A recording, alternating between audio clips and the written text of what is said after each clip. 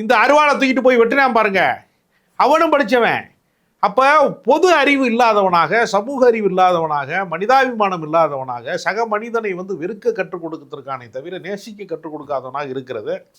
இப்போ அந்த பொண்ணு சுபாஷினிங்கிற அந்த பொண்ணு சித்த மருத்துவராக இருக்கிறாங்க.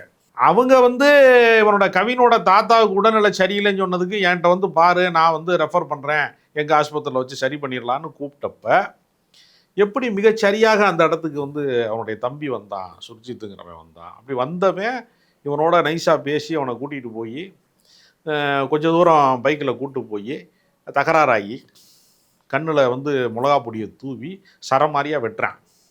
அப்போ கவினுக்கு இவன் வெட்ட போகிறாங்கிறது தெரியாது. தெரிஞ்சிருந்தால் அவன் கூட அவன் போயிருக்க மாட்டான். இவன் வெட்ட போகிறானா, கொலை செய்ய வந்திருக்கிறானே, நான் திடீர்னு வர்றவன் யதார்த்தமாக வர்றவன் அருவாளோட வரமாட்டான். அப்போ ப்ரீ பிளான் மர்டர் தான். எமோஷனல் மர்டர் நம்ம சொல்ல முடியாது. அருவா வச்சுக்கிட்டே சுற்றிட்டு இருக்க முடியாதுல்ல. பைக்கில் எப்படி அருவா வைக்க முடியும்? வெளியே தெரியும்ல அது. அப்போ இந்த ப்ரீ பிளான் மர்டருக்கு சுபாஷினிக்கு தெரியாமல் நடந்துச்சா, இல்லை அதை மிரட்டி வர வச்சாங்களான்னு நமக்கு தெரியல.